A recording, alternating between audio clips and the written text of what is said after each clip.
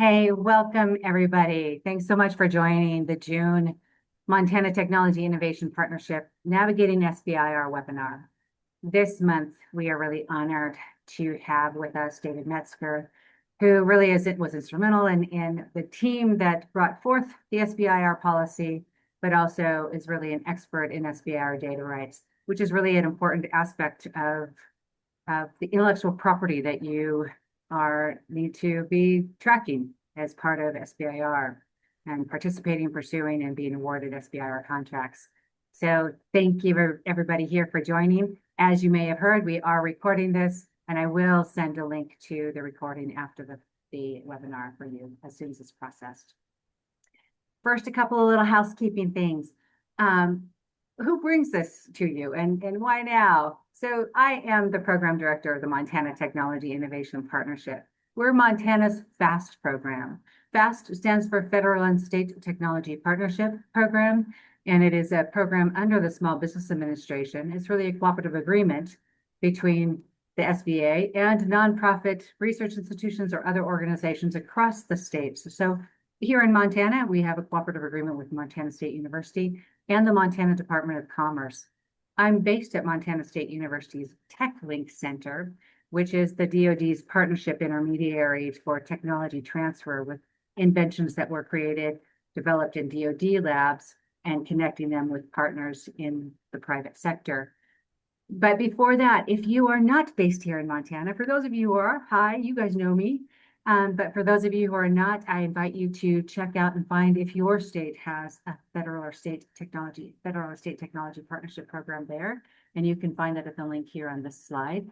Also, your Apex accelerators are another incredible resource for those of you who are pursuing government contracting, including the SBIR and STTR programs.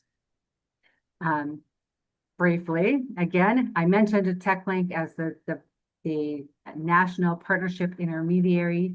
We're really designed to help find opportunities for private sector businesses to partner with DoD and VA labs to translate some of this important technology that's been developed in the DoD or VA labs out into the private sector for those to commercialize. And some of those may be right for small business innovation research and small business technology transfer as well. So just as a quick note, that's where I reside, and I invite anybody here to obviously take a look at possible opportunities for you to add to your own IP portfolio by leveraging some of this technology as well. With that, I will kick this off. I will let Dave introduce himself. Thank you so much, Dave, for joining us. I'm really excited about this program today. And I'll let you tell everybody here about yourself and kind of what we're going to talk about today. Thanks. Well, I'll be brief about myself. My history with SBIR goes back to helping the congressional people write the original act that was passed in 1982. And some parts of it are still my own words. And then SBA called me in and asked me to help them write the first policy directive. And a lot of the language that I gave them is still there.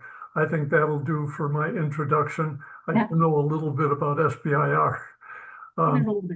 I want to, before I introduce this agenda, I do want to thank Ann Peterson for the kind words of introduction and her staff for putting together, after I submitted my material, these wonderful slides.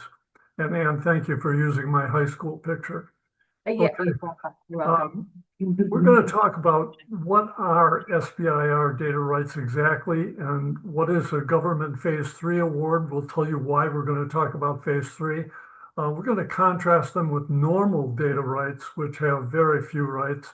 Why is marking SBIR data vital, and how and when to mark to preserve your data rights. And we'll talk about other protections of SBIR data.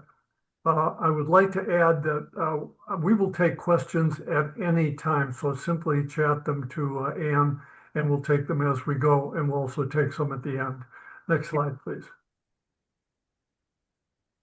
Now, we all know that SBIR is divided into 3 phases, and the agencies largely get phase 1 and phase 2 correct. there's very few issues that arise from them. I know that there's a kind of a delay sometimes between getting to phase two. The agencies are working on that. But the real questions regarding data rights and what is a phase three involve the third phase. And so that's why we're going to talk about it and clarify exactly what it is and why data rights apply to it. Next slide, please. Now, the new act that was just signed into law provides for better phase three education. And in fact, I will say it provides for phase three education at all. Before that, I taught government contracting officials in various courses. And what I learned through teaching them is they are not given any training in SBIR. So as an SBIR firm, you are likely to encounter a lot of ignorance. Now, I like to say that ignorance can be cured by a liberal dose of knowledge, but stupidity can only be cured by the grave. And so when you're dealing with government people, you got to know what you're dealing with. As this education takes forward, and I've been a big advocate for it, hopefully the level of ignorance will go down. There were some phase three improvements, but very few and none that are going to affect today's presentation. And there's a better data collection, recording, and tracking of phase threes required in the new act. I will also say there are commercialization requirements that have been strengthened, and we'll talk about those later. Next slide, please.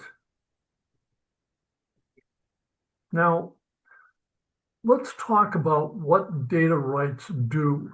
They grant the government a non-exclusive, royalty-free, paid-up worldwide license to a limited use of the SBIR data. Now, what does all those big words mean? It means the government can use the data for a limited purpose without paying anything for it, but it's a limited use. It's largely limited to evaluation of your contract and not beyond that. And we're going to talk about some of the limitations on the government of its use. But the real limitation on SBIR is that the government cannot publicly disclose the data as long as the protection period is in effect.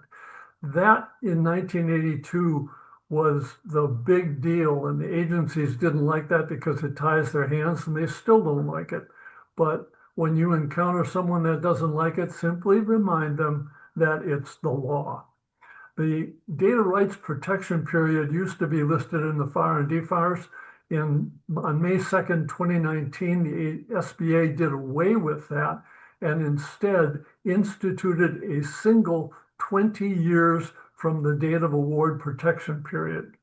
Now, I like to say that if you can't innovate a product and develop your R&D into a product in 20 years, you're probably in the wrong business, and you ought to go to the grocery store and bag groceries.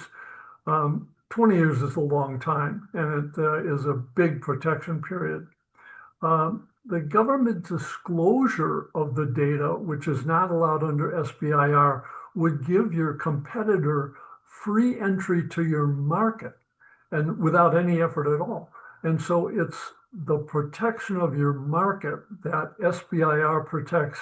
And that's the big thing when you develop a product. You have free control of that market. Okay, next slide. We're going to talk about the essential attributes of SBIR data. And there are really three of them. The first is that SBIR data must be recorded information. Oral SBIR data in your head isn't SBIR data yet. They have to be reduced to writing. So some of the examples are listed there: source code, sketches, drawings, formulae, quotations, reports, technical descriptions. All of those have one thing in common: they're written. Do we have a question here? We do. Thanks for noticing that, Dave. There's a question: does a 20-year disclosure of data or non-disclosure data limit also apply to getting access to proposal submission documents under? I think you're talking about FOIA, under Freedom of Information Act requests. SBIR data is subject to non-disclosure, and so it cannot be the subject of an FOIA request. So FOIA really applies to data that can be put in the public domain. SBIR is prohibited from that, and I'm going to talk later on under different slides about how to refrain from putting your SBIR data into the public domain. Great, thank you. Thanks for the question. FOIA information, yes, it is not subject to FOIA. Yeah. Okay, next slide. The second aspect of SBIR data is that they're technical in nature. General statements about scientific principles or mathematical principles and non-technical data don't qualify as SBIR data. So let me give you an example of that. Let's say that your firm developed a sophisticated architecture, a computer architecture that could help the targeting system of the Aegis destroyer. Okay, so you're giving a public speech and you refer to your technology as laser technology. Have you given away SBIR data? No. Laser technology is simply a general statement about a scientific enterprise. So general statements are not covered. I'd like to say that if you describe the what, the laser technology, you haven't given away any data.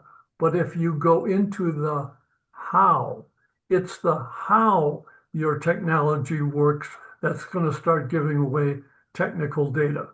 So beware of the how and kind of stick to the what in general principles when you're giving public speeches.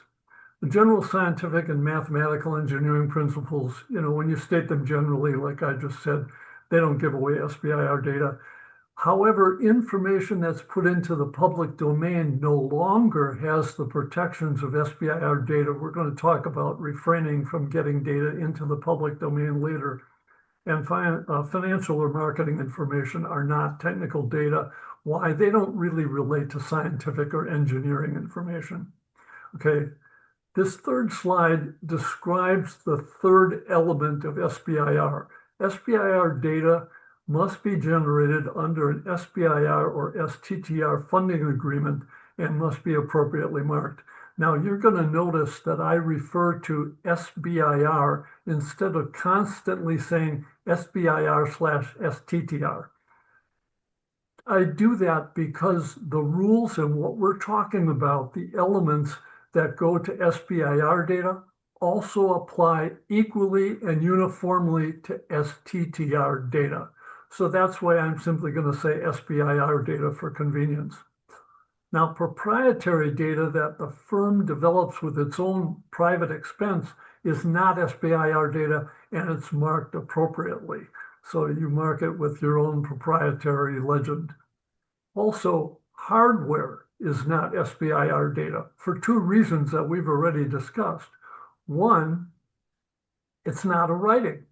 Hardware is not a writing. Two, hardware is visible to the naked eye. So how can it be the subject of a non-disclosure obligation? It can't. So that's why you don't mark hardware with your SBIR marking. Software within the black box could be SBIR data, but it's hidden by the black box. So you don't have to worry about it.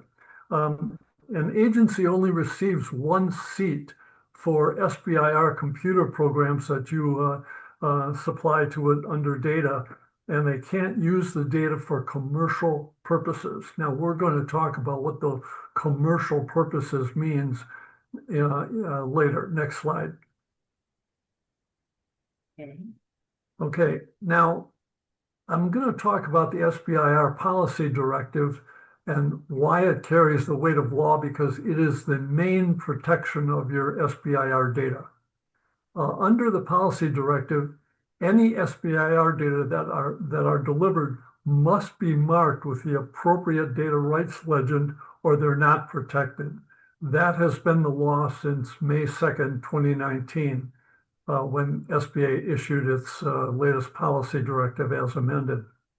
The directive therefore binds the agency. It has the force of law, and hence they can't ask you to waive your SBIR data rights. And if you ever are asked to do that, simply state to the contracting person or the program official that would break the law. And you don't want to break the law, do you? And my experience with teaching contracting officers is the majority of them don't want to break the law. There is a hard-headed minority, but we won't talk about those. Next slide, please. Okay, so let's talk about what is a phase 3 award exactly. And let me tell you why we're going to talk about phase 3. It's the most complex phase. It's the one that the agencies and private sector firms, large contractors, have the most difficult in defining.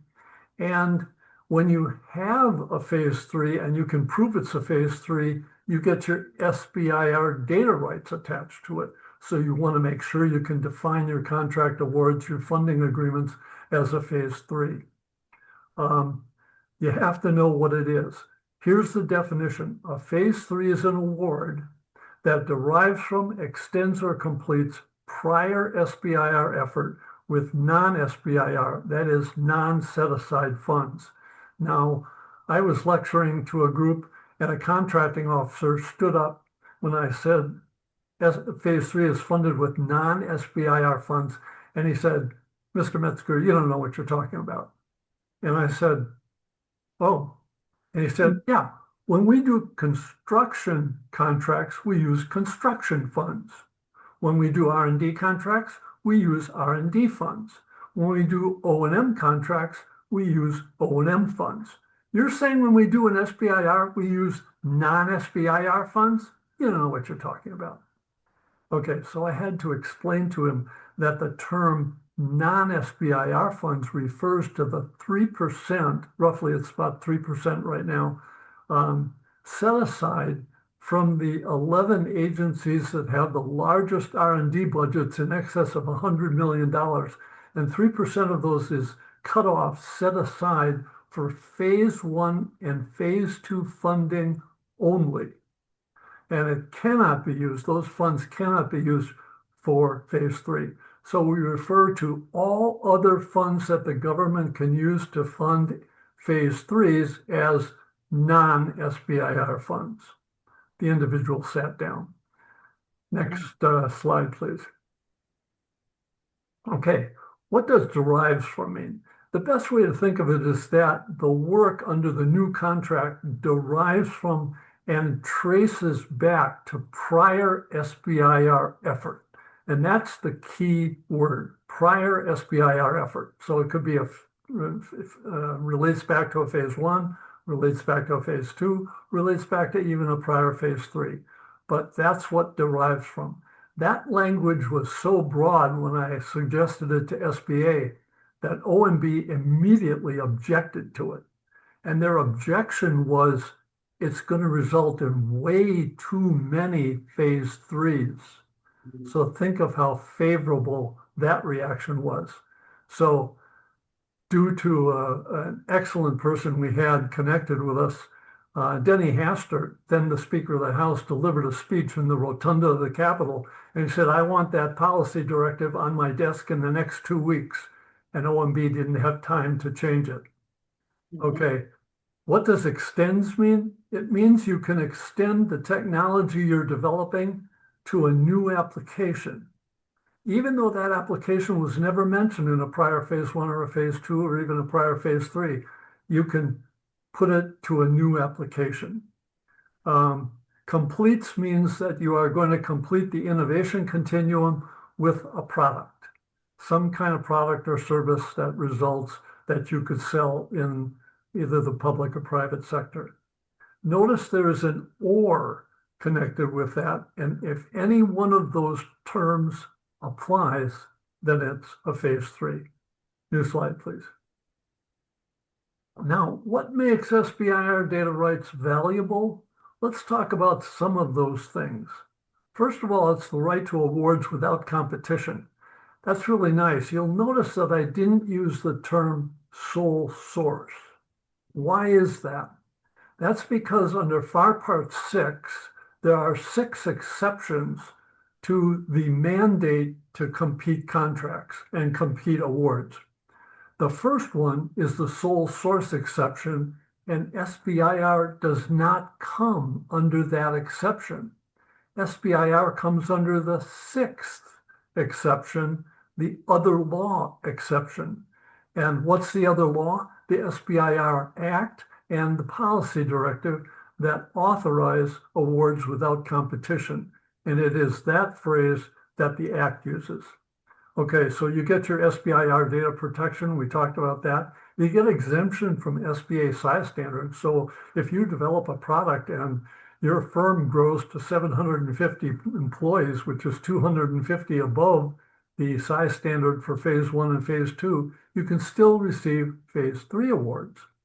There's no limit on the number, award dollar size, duration, or time between phase 3 awards. I'm often asked, our data rights period expired. Can we still get a phase 3? And the answer is yes. It does not depend on the data protection period.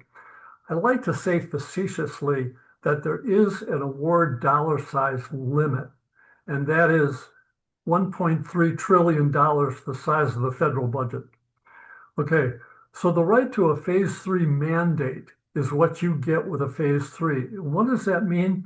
That means that the phase 3 has to be awarded to the firm that developed the technology, here come the magic words, to the greatest extent practicable. And we're going to talk about what those terms mean in a later slide. So subcontracts can be phase 3s, and phase 3s can be subcontracts, and the directive clearly says that. So when you're told by a large firm who you're subcontracting to because the government told you to, that it can't be a phase 3 because it's a subcontract, cite the directive. And in fact, that's one reason why you ought to keep the directive handy, and your staff ought to keep it handy. Now, you don't need to sleep with it under your pillow like I do, but you absolutely need to keep it handy so you can cite it to federal officials. And you also have the ability to pursue research and development, services, products, production, or any combination of these. Can you think of something that those terms don't apply to? I can't. So I'd like to say simply a phase 3 can be for anything. Next slide, please. Now, any agency can make a phase 3 award, even if they're not one of the 11 participating agencies. That's important to remember because a lot of the agencies look at your technologies that you develop and they say, hey, we'd like to get at it. Do we have a question here? We do. You know what, actually, and I think we'll get to this, Rob, but the question, Dave, is, does the SBIR data disclaimer have to be part of the phase 1 and phase 2 applications? And I think we will. Well, the SBIR rights apply to all phases. They do. So yeah. it's SBIR referred to as a legend, not a disclaimer, but yes, SBIR rights apply to every single award. And the agencies, when you submit something, your final phase 1 report, you definitely want to mark it. So SBIR data rights apply to all 3 phases. They do. And I think we'll talk a little bit too. I think we're going to get to, and I don't want to push it off too much, Rob, but I think we're going to talk about something because I do think, but I had a question too for Dave, when we're talking about technical data, when does, are there things within an application that we want to be making sure marked that are considered, proprietary, that we want not to be disclosed, et cetera. So we'll talk about that, especially if you're awarded. Yep. We'll talk a little bit more about that. Thank you for the question. Agencies can enter into a phase 3 anytime.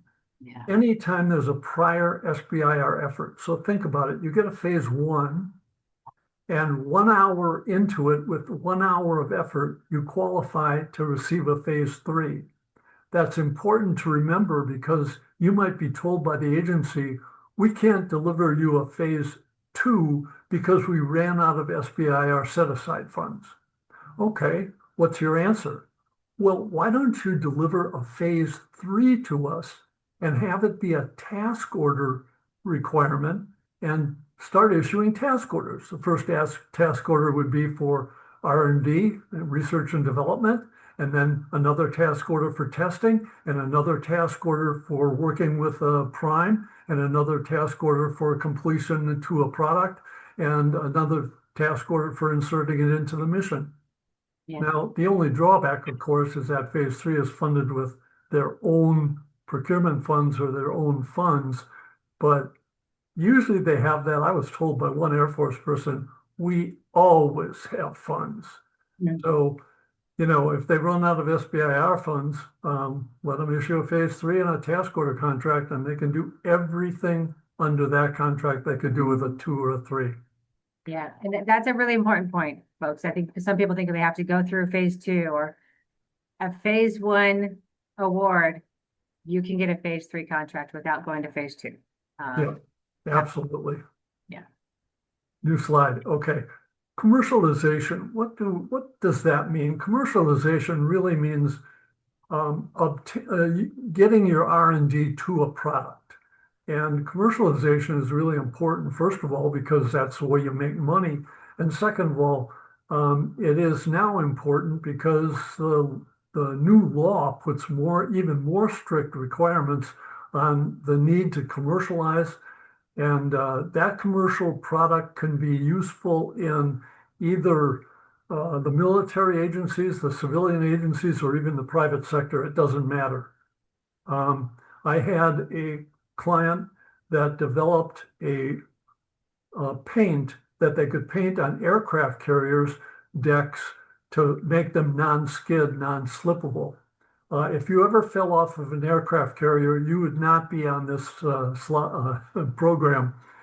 They would be, you'd have had a flag draped over you and you'd be 6 feet under. It's like jumping off the Brooklyn Bridge. So they want to keep people from sliding off. Every barrel of that they sold to the Navy constituted a phase 3. Think of that. So that's important. It was a private sector, actually almost a product, but they kept getting phase 3s.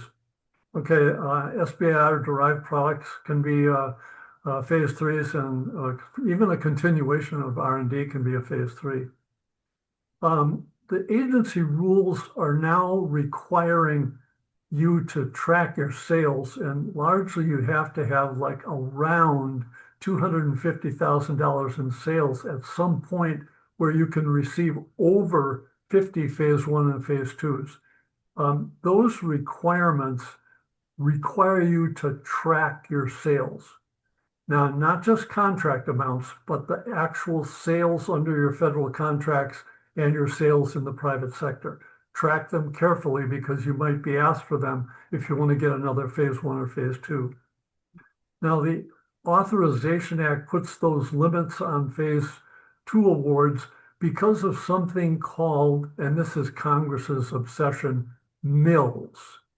And I like to say, I'm getting into my discussion with congressional agencies, mills is the wrong M word. The act should stress what we've stressed in SBIR from the very beginning. The M word is merit. The ones that are phase 1 and phase 2s that are funded should be those that are most meritorious, regardless of how many times that firm has gotten them.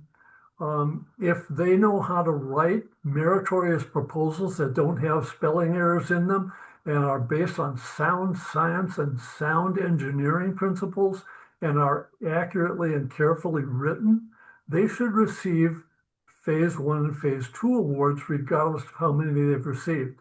In my view, this is just my bias. Congress is now requiring agencies to award phase 1 and phase 2s to second-rate firms. Okay, enough of that. New slide.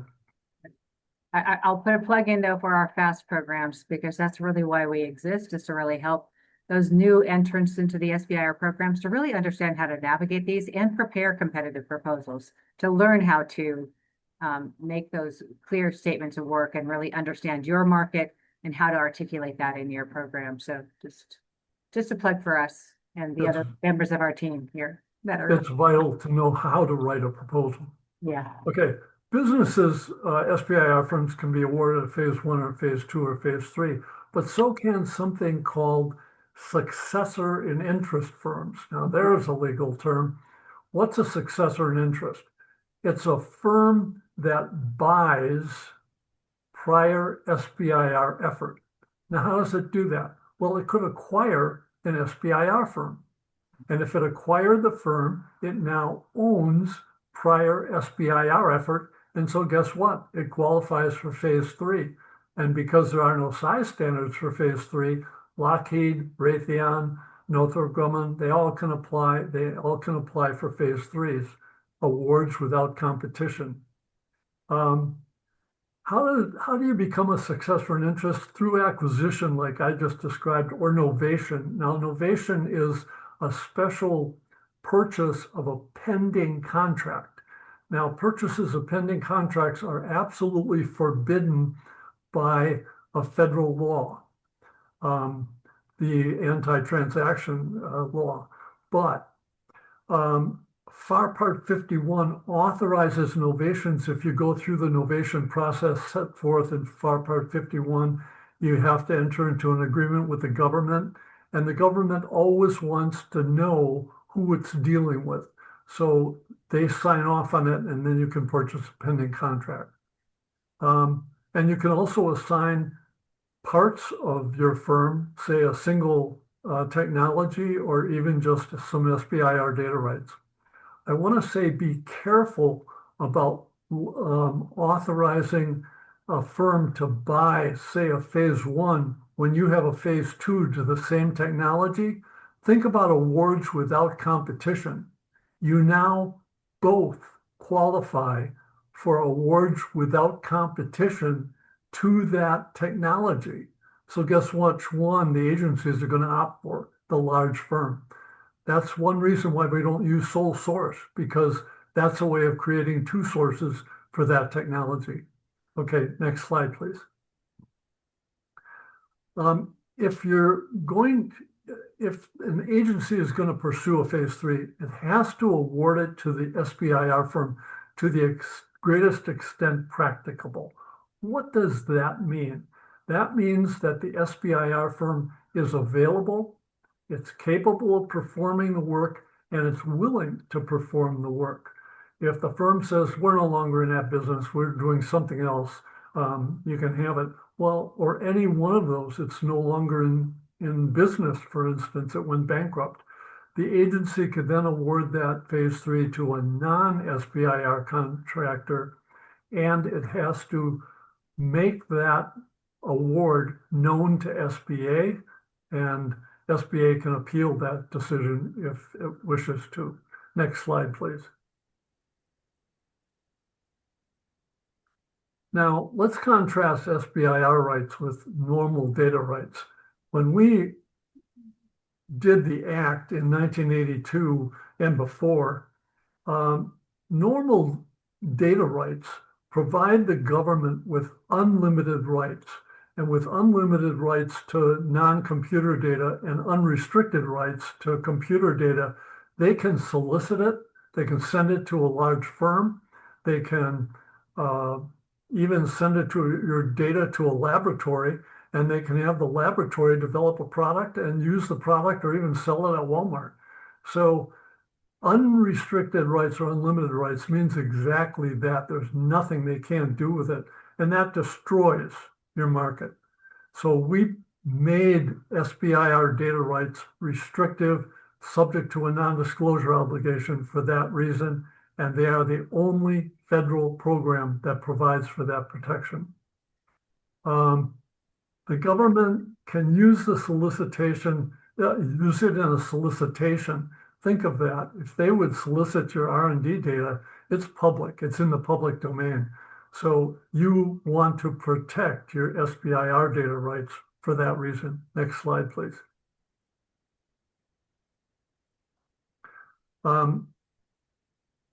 Data generated under an SBIR agreement are not subject to disclosure. When you do a contract, you let them know about your SBIR data through marking, but you also have to disclose any other data you're using, like proprietary data, in something called the data assertion table. And that could be data you got from the government, or data you got from the internet, or data you even developed with your own private expense. You list all that data in that chart there. Next slide, please. Now, we've been stressing the importance of marking SBIR data. Let's talk about how you do it. There are three essential elements to an appropriately marked data rights legend. The first, the title, SBIR/STTR Data Rights. Take a look at that. Note the slash, note the STTR, notice the capital letters. You have to copy that exactly. Okay, the second one is a 5-row chart to fill in. It's a box in the SBA directive at Appendix 1, but you don't need to create a box. You can just put funding agreement number : and get the funding agreement number from the front of the contract. You also get the award date from the date of the contract. And then you list 20 years out from the award date. So that's the 20th anniversary out from that date. And then you have to get your awardee's name and your awardee's address right. That's a pretty simple box to fill out, but it's important to fill it out to comply with the requirements of the legend. And the last item is that third bullet, a paragraph of text that describes the government's rights and obligations. That's a rather long text, and in 12-point fonts, that can take up most of the page. Next page, please. Next slide. Now, marking SBIR data is the process of affixing that 3-part legend to a document accurately and completely and in filled out form. That is, you fill out that 5-row box. Now, all agencies have agreed to abandon the FAR clauses and the DFARS clauses and use SBA's clause instead. Of course, DOD, wanting to DODify everything, amended its DFARS clause to reflect the 20-year protection period and included most of SBA's new clause, and the new clause is still numbered DFARS 252.227-7018. I will add a note.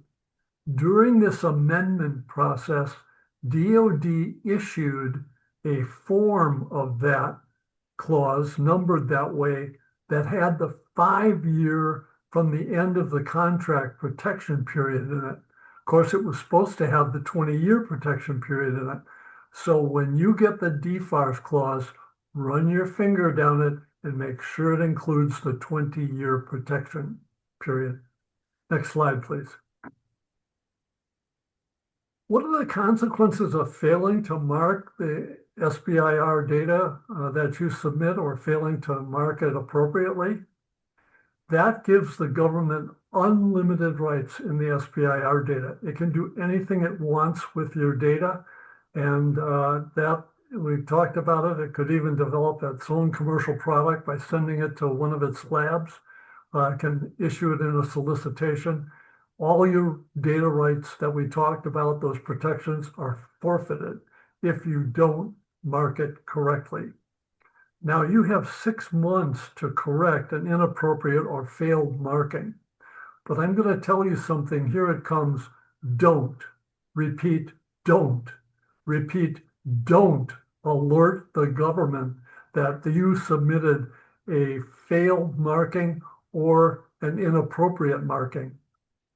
What you want to do is have your staff correct it, or correct it yourself, affix it to a new document, and submit the appropriately marked document to the government abruptly and without notice. Why? Because when you call the government and you say, oh, you know, we submitted that SBIR deliverable to you and it has inappropriate markings on it, and we'll submit a proper and appropriately marked data document in the next few days. 1 nanosecond after that call, that agency can send your data to Lockheed, to Raytheon, to Northrop Grumman, and nothing you can do about it. So don't give the government notice that you failed to market properly, just correct it. New slide, please. Now, appropriate marking turns the tables completely, and that non-disclosure agreement is backed by something called, it's a trade secret, and it's backed by something called the Federal Trade Secrets Act, 18 U.S.C. Section 1905. Now, any lawyer will tell you that 18 U.S.C. is the federal criminal code, and that's the code that, you know, you risk being electric chaired if you shoot a federal marshal. So that's a real big part of the chapter of U.S. code, and it makes it a felony for a federal official to disclose the data, and it's punishable by not more than 1 year in prison or not to exceed $100,000 per disclosure. Short story, I was in a conference room with an Army attorney. We were the only two in there. And I was describing the non-disclosure agreement, non-disclosure obligation. And he looked at me and he sneered and he said, "What if I just disclose it?" And I went like this to him. I went, and he said, "What are you doing?" And I said, I just wanted to see what you'd look like in a jumpsuit." Well, he changed the subject. Okay, next slide, please. How do you mark SBIR data? I'm going to read this to you. The entire legend should be on the title page of any submission containing SBIR STTR data. Don't put the legend that we described on page 2. And on the front page, you put your logo of your company and the title of your technology. No. You put the legend on the front page. Why? Because it gives the government notice that there's SBIR data contained in that document. And that notice is really important. That subjects them to the non-disclosure obligation, and you want that to be entirely visible. So that's why you put it on what we call the title page, the front page of any document that contains SBIR data that's delivered to the government. Now, the policy directive since May 2nd, 2019 requires the legend to be included on every succeeding page. Now think about that long paragraph. You include the 5-row chart and the title and that long paragraph. You don't have any room left for your report. So the agencies, including SBA, have agreed to a shortcut for succeeding pages. That is, every page after the title page. I like to say put it in the footer, but if you want to put it in the header, that's fine. You can put this page governed by the SBIR/STTR Data Rights legend set forth on the title page, which is incorporated herein as if written out in full. If you include that shortcut on every succeeding page, you're covered. So make sure that you educate your staff to that. I like to recommend that you create a Word document that has a complete appropriate marking with that 5-row chart and the paragraph copied into it, and keep that on file. And then do another one, a different one for the DoD DFARS clause. And when you have the DFARS, you use that one. Copy that onto your title page and then fill it in. By copying it, you know that there won't be any commas missing, spelling mistakes, capital letters missing. The agencies can all use those defects as, quote, inappropriate marking. So you want to definitely make sure that it's all appropriately marked. I would say another thing to do is have a meeting with your staff and stress the importance of marking, and have them run all deliverables that contain SBIR data to the government through the owner. That way you can check to make sure it's appropriately marked. Okay, next slide, please. Here's some do's and don'ts. Apply the required legend to all documents that contain SBIR data and are going to be delivered to the government. And it doesn't matter what kind of contract or funding agreement you have with the government. What's a funding agreement? It's any agreement with the government that transfers funds to the SBIR firm. And it doesn't matter what it's called. A few examples are there. Other transaction agreement, yes, that can require an SBIR data rights legend for any deliverables under it. Don't affix the SBIR data rights legend to a proposal. When you submit a proposal, the FAR protects both proprietary and SBIR data and all other technical data in that proposal. It also protects other things like financial information and even cost and pricing information. So the FAR is actually even more protective than the SBIR legend. Do not mark proposals. And Rob, that goes to your question. So Dave, sorry to interject. I think that kind of goes back to Rob's question about how do we mark this kind of proprietary data within a proposal or an application under SBIR? Because we talk about that, like, please, it has phrasing to use. We want to mark aspects of the proposal. That's a good question. What if you're submitting a document that contains both proprietary data you developed at your private expense, and SBIR data? Yeah. You can stack the legends. You can put both legends on each page. And feel free to do that. And there's no problem with that because actually proprietary data is protected a little more fully than SBIR data. So the government doesn't even get limited use of it. So you want to mark anything that has both types of data with both legends, stack them. Delivering it, yeah. Okay. Great. Next slide, please. Talking about non-disclosure agreements, something called support services contractors sign non-disclosure documents with the government. What's a support services contractor? It's a firm that signs a contract with the government so that its employees can sit right next to the government person and learn everything the government learns. But they sign a non-disclosure agreement not to disclose that data, even if it's SBIR data, and hence they're covered also by the Federal Trade Secrets Act, and they're subject to those punishments if they disclose it. I like to say, submit as little SBIR data as possible consistent with the award terms. So if the award term requires certain data, you've got to submit it. But I will say engineers, and I love engineers. I wanted to be an engineer, but calculus didn't treat me very well. And so a counselor took me aside and he said, David, we're going to put you in a science you'll understand, political science. But I really love engineers, but they love to brag about all the data that they developed, and they love to stack it into documents a mile high. Is all that necessary?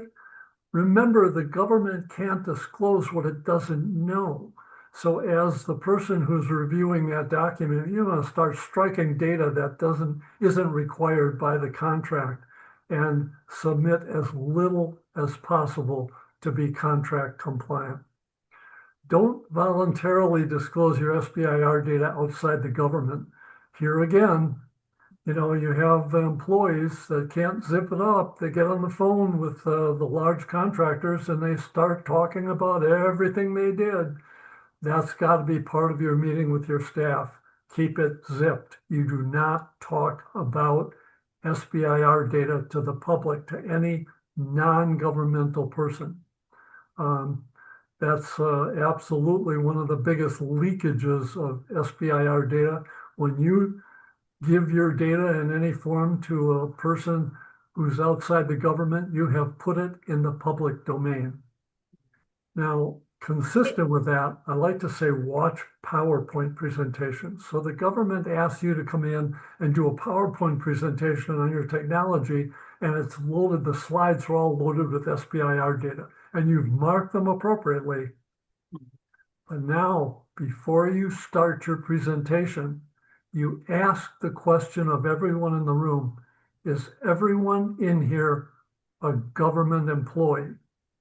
and a person raises his hand, he says, no, I'm with Lockheed.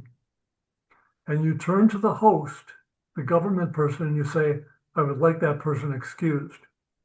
Okay, so hopefully the government person excuses him, but or her, but what if the host says, no, we invited that person, he stays, or she stays?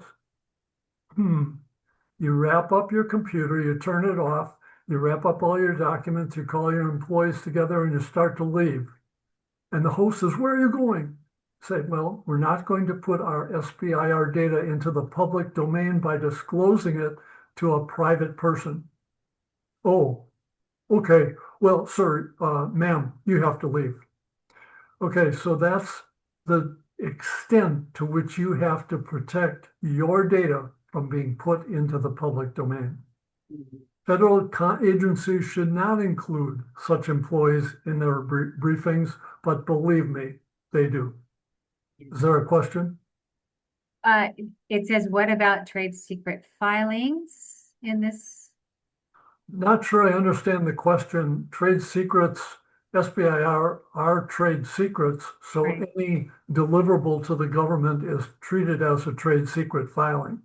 Yeah. And there can be other trade secrets like proprietary data that's also a trade secret, and those are protected as well. Okay. So a follow on to that is I have an attestation with the government. Um, What does that consist of? and Cynthia, you can go ahead and unmute. Can you go ahead and briefly again, remember this is Sure, public? Yeah, sure. the public, the other people are on this, so. Okay, so in my prior filing before defunding by the government of the seed fund for SBIR, STTR, was with AFWorks. We were right up to collecting the money, and guess what? Program closed. Yeah. So I'm going to take another swing at things, and I think it might be through DARPA or DOW or DOE. Makes no difference to me. Yeah. Back-end architecture. But when I filed with AFWorks, they asked about patents. I understand them. I have them. I get it. But the thing is that in the past, I have found it best for intellectual property. There are certain things that shouldn't be disclosed, so I wanted to operate under trade secret. The government advised me and I have a legal filing with them for an attestation. In other words, I give the government the terms that they have unobstructed use of the system.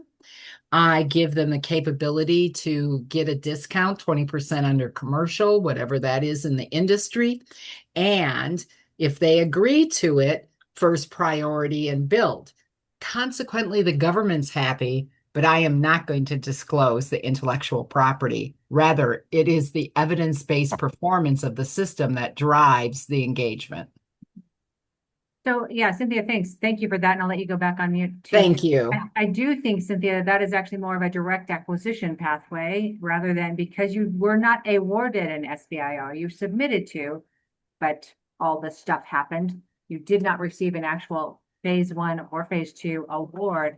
What you're talking about isn't SBIR related, but David, I know we want to keep going, but tell me, is there anything to address here or? Well, first of all, AFWorks is a federal agency. Yeah.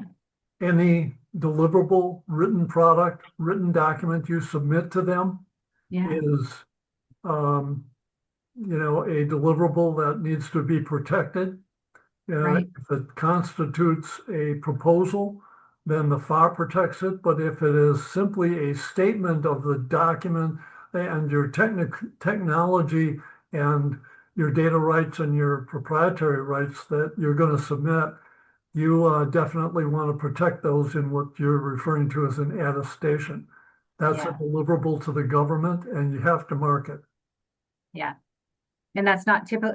Again, thank you, Cynthia. That's a good 200, 300 level aspect to this concept too. It's a little different pathway than through the SBIR pathway, but same. Our goal is government contracting, right? That goal. So, yeah. Thank you. Great question though. Great point. An interesting point to bring up here. And I it doesn't matter, it doesn't matter what the government calls that deliverable, Yeah, they can call it anything they want. If yeah. it's deliverable to the government, you mark it with your SBIR data and your proprietary data Or rights your, legend. yeah, your technical data rights assertions, et cetera. So yeah. Yeah, I think you're smart, Cynthia, to protect your your IP in these processes. Dave, I have a question here kind of related to this. Again, to the point of people want, commercialization is the conversation here. We're talking about, you had some great examples of, hey, we're presenting to our potential government contractor or government partner, acquisition partner. We want to kick other people out. But what if they're taking that same technology? They do have a government contracting pathway, but they also want to try to market it out to the civilian market space. Same type of concept. You mentioned non-disclosure agreement. Does that protect them? If they want to have say they have something with the Department of Defense, they have that conversation, but they want to go to Blue Origin and have a conversation with Blue Origin about how they may leverage that technology. SBIR data rights relates to deliverables to the government. Right. Now, to the private sector, if you're asked to subcontract, say, to a private sector firm, so the way they're going to proceed with your phase 3 or with insertion into a federal mission is through a large contractor, you're going to enter into a subcontract with that large contractor. And instead of SBIR data rights, you're going to simply use a proprietary data right legend, and you are going to enter into a non-disclosure / non-use agreement. Why non-use agreement? Well, think about, some firm like Northrop Grumman. Yeah. If you disclose your data to them, they can develop that into a product themselves with their own internal capabilities. So no, you need to tell your lawyer this is a non-disclosure, non-use agreement, and they can only use it for purposes of complying with the contract that we're both under. So you treat private sector firms differently than you do the government. SBIR data rights only relate to deliverables to the government. Right. Thank you. Thank you for that. And guys, I wanted to probably should have bolded that non-disclosure, non-use on this slide here, but thank you. Next slide, please. Yeah. Okay, few notes on the reauthorization process. This relates to some questions I've been asked. Now, as you may know, the act lapsed. That is, it stopped being in effect for 6 months. Largely, it had a provision in it that said this act expires on September 30th, 2025. And the new act that's now in place was not signed into law until early in April by President Trump. So during that process of the act not being in effect, did your data rights expire? And the answer is no. Question, why not? Well, because data rights are protected by 2 laws, the SBIR Act and the SBIR Policy Directive. Now, the Policy Directive was originally issued pursuant to notice and comment rulemaking. And notice and comment rulemaking is the way that something becomes a federal regulation, and a federal regulation is law. So the SBIR Act has the force of law. Also, the directive has no lapse date in it, so it stayed in effect. So during the period of the lapse, it protected your SBIR data and still does. So no, there was no lapse of the SBIR directive issued by SBA. Okay, while the act made a lot of changes, none of them affected anything said above. Yeah. Phase 3 is the same. The definition of phase 3 is the same, that your rights are the same. Actually, it did not change any of that. There's just added support or understanding. They want to try to make sure that people are more aware of it on both sides. both the acquisition side as well as the small businesses. So Mhm. great question. So Dean, so we're time for questions, guys. We've got another minute left here. Does the SBIR data rights legend protect patent rights, or would they be protected by a proprietary marking? Okay, the short answer to that is no. Right. The two are very different. And if you understand anything about patenting, you'll understand about my long-time relationship with patent attorneys. They came to hate me. And the reason is this: patenting is totally different than SBIR. It's a different protection. The patent protection is a protection against use of that technology by any other person in the United States. In the United States.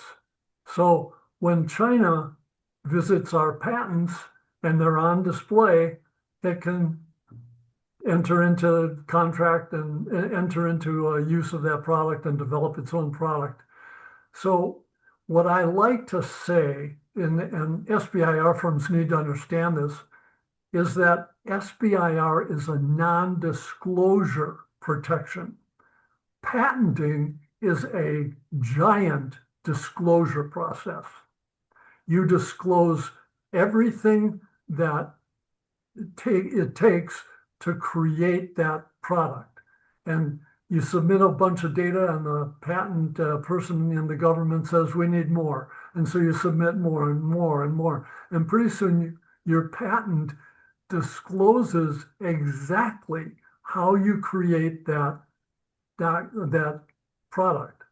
Now, you get the patent protection out of that. What's the patent protection? Okay, it means that if someone is going to invade your technology, you can sue them. So when small firms would call me and say, do you think we should patent? I like to say, okay, if you have a patent and it's infringed, my response to you would be, send me $1 million and wait 10 years for the litigation to end. And litigation is way more expensive than most SBIR firms can muster, can handle. So rely on the non-disclosure obligation of SBIR. Why? It's free. I'm going to repeat that. It's free. So why disclose your entire technology to a competitor who might say, hey, we're Lockheed, we infringed on it, sue us. Yeah. Okay. Yeah. One thing, large firms do tend to look at patents as necessary when they're purchasing your firm. So if you're going to sell your firm, you might want to then enter into a patent, but only then. And don't forget, patenting is disclosure. SBIR is non-disclosure. Hope that answered the question. Thanks. Thank you. I think that did. I say that all the time in our 101s too. There's a couple of more questions here, and I want to just confirm, do you have 5 more minutes, Dave? Can we Oh, yes. take No problem. more of your time? So thank you. I'm going to add a little bit to this, and we're not offering this yet, but WIPO and others, I can't stress enough and encourage tech firms enough to create some type of formal process for collecting your intellectual property assets, some method that works for your firm to make sure that you're collecting and tracking your IP. And I'm sure Dave would probably agree with something like that. That's really, really important. That is your IP asset. So you'll know, and Pat has a great question too. How do companies, and I'm going to get to your question too, Laurel, how do companies, how should they value their IP that has been derived from SBIR, particularly when that firm is acquired or when the IP is being acquired? What's a value? Are there ways to value to the valuation process for this? Is it via similar technologies? I think that's probably the question. Is really, how do they value it? How do they put a price on that? I think that how do you put a price on that is a good way to end that question. I think SBIR firms need to learn how to evaluate the market that they're protecting with their SBIR legend. Don't forget, you have the right to get a phase 3 without any competition. So an award without competition, that goes across the government. So every federal agency could use your product. Okay, but now think about it. There's 221 countries across the world that could use your product. So you're protecting a market that you need to know how to value. And that value you thought was $5 million. No, think of $50 million. And for some technologies, it's $500 million. So now a large firm comes along, Raytheon, and says, we want to purchase your firm. We'll give you $50 million.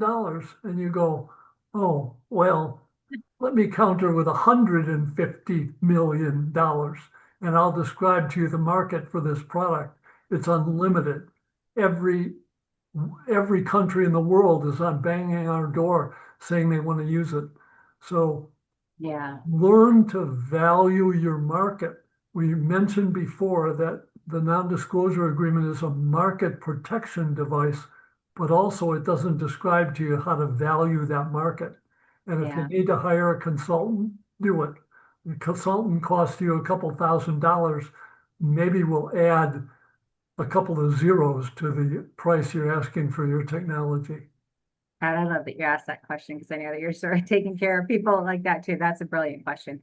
Final question though, and I think, and I want to, I'll just state it and then let you answer it. I have some thoughts on this. Can the information be FOIA'd after 20 years? And I'm going to add here my little element here. Laurel, I think that's a great question. It's a fair question.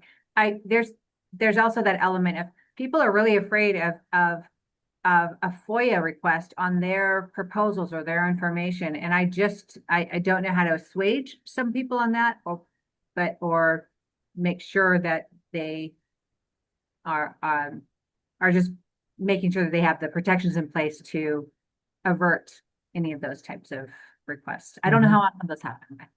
I'll stop. The answer to your first question is yes. Yes. After 20 years, that the non-disclosure obligation and the protections expire. They're gone. And that's why I said if you can't get to a product in 20 years, you're in the wrong business. So Yeah. once you develop a product, that product doesn't give away your R&D, your effort, everything that you developed under phases 1, 2, and 3. Okay, so let's say that after 20 years and you have an established market and you're known for that product, a large firm gets access to it. What are they going to do with it? Nothing. They don't want to have to compete with you because you've already developed it. And their people are going to say, we're not going to go through the effort of, developing something that they're selling. So they're not interested anymore after 20 years. And that's kind of your protection is 20 years means the firms have moved on. Maybe even the technology has moved on. So you've been updating it and updating it and updating it. And, they don't get access to that non-SBIR data that you've been doing to update your product. So Yeah. you own things that they can't get their hands on. But even if they could get their hands on the original R&D, most firms not interested anymore. Yeah. Yeah. Great. Thank you. I appreciate that. And I hope that addresses your questions or anything there, Laurel, because it is a great question. So, well, we have gone almost 10 minutes over, Dave. I'm so grateful for your time. Thank you so much. And anybody here who still happens to be online, if you have any follow-up questions, feel free to send me an email and we'll make sure Dave has graciously said that he'd be welcome, happy to address a few questions if something didn't get answered here today. So thank you, everyone. Okay. Thank you, Ann. Thank you so much. Thank Have you, a great everyone. afternoon.